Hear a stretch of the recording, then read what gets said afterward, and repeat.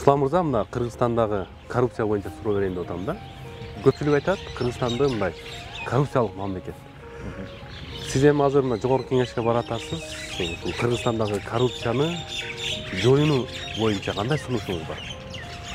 Биринчи, коррупция дегенде эле мен адамдын денесине толуп алган аскаридан элестетем да. Бул баягы ичээге толуп алат дагы, организм толук кандуу иштебей калат да. Ошол сыңар эле мамлекеттин бюджетине түшкөн каражаттарды элдин байлыгын коррупционерлер аскарида денени соргондой сорушат да.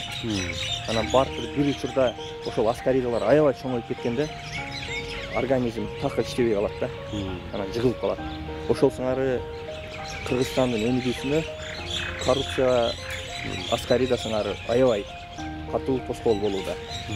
Коррупцияга каршы күрөштө мен бир нече негизги багыттарды атайт элем. Биринчи кезекте коррупцияга килиптери болгон бул мамлекеттик бийлик органдарынын кызматкерлери.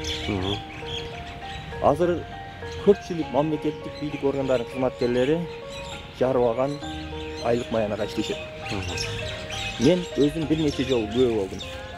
Керек болсо жетекчи кызматта иштеген мен өзүм жакын тааныштарым күйүүчү майга акча таппай көчөдө машинасында бир жерде токтоп калгандарында күбө болдум. Ага чалат, досум бензинге да акчам жок депчи. Мен ошол жерде аябай боорум ачып кетет да.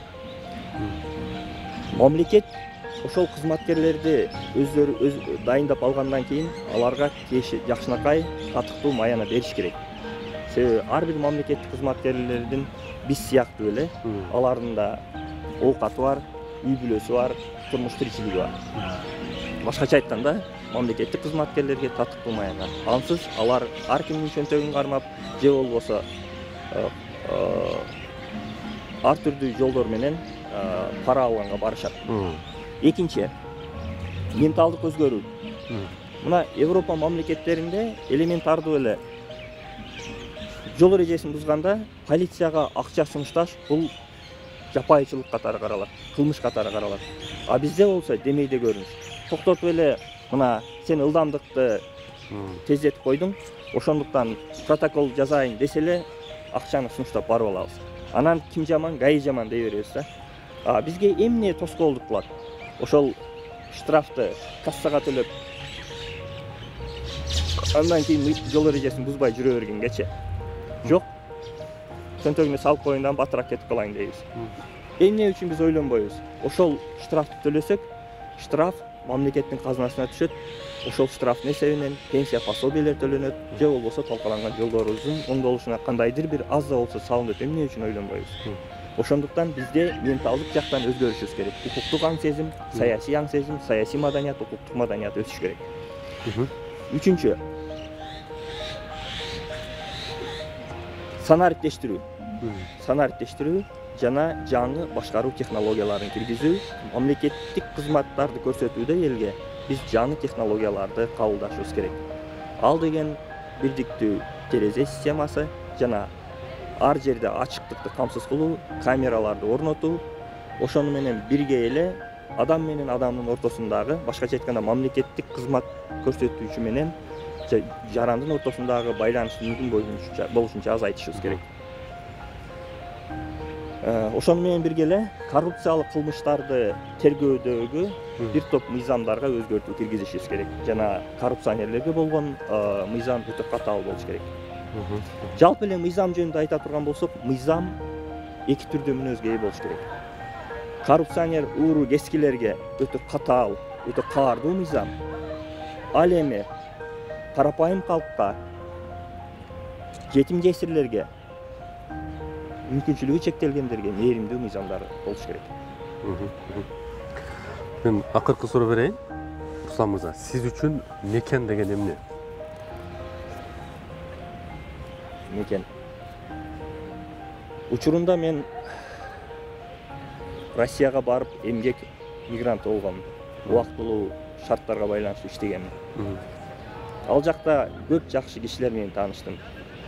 Ошондо мына акыркы жолу Ямбург шаарына барганда, ал Карс деңизине жакын жер, андан ары Түндүк муз океаны болуп кетет. Аябай климат шарты оор жер. Ошол жерде бир жакшы бир Бухаров деген прораб биздин баягы орусча жакшы сүйлөйт экен, сен анан ишке болгон мамилең аябай жоопкерчиликтүү экен деп, калбайсыңбы ушул жерде деди да. Калбайсыңбы, эми ал жакта болбогон бир майнага иштейт экенсиң, андан көрө Орусиянын жаранын алып берели, ушул жактагы алып кел, жумуш менен камсыз кылайлы дегенде мен баш тарттым. Мейли Кыргызстанда азыр кыйынчылык бар. Экономикалык, социалдык бир топ маселелер бар. Мен дайыма жок деп жооп берем. Андан кийин ошол бейөкмөт уюмдарда иштеп жүрдүм. Эл аралык уюмдарда иштеп жүрдүм. Европа мамлекеттерине же болбосо Америкага кеткенге бир топ мүмкүнчүлүктөр болду. Бирок ага да барбадым, жетпедим. Анткени бул биздин Кыргызстан. Бул менин мекеним. Адам бактылуу болуш үчүн анын өзүнүн мекени болуш керек. Ал өзүнүн мекенинде жашаш керек. Кандай көп маяна төлөбөсүн, материалдык жактан жакшы камсыз болбойлу, бирок ал өлкө биздики эмес. Биз ушул жакта төрөлгөнбүз, ушул жерде чоңойгонбуз. Менин бир эле мекеним бар. Бул Кыргызстан. Кыргызстандын кандай гана көйгөйү болбосун, кандай гана кыйынчылыктар болбосун, Кыргызстанды оңдоо бул мен өзүмдүн милдетим деп эсептейм.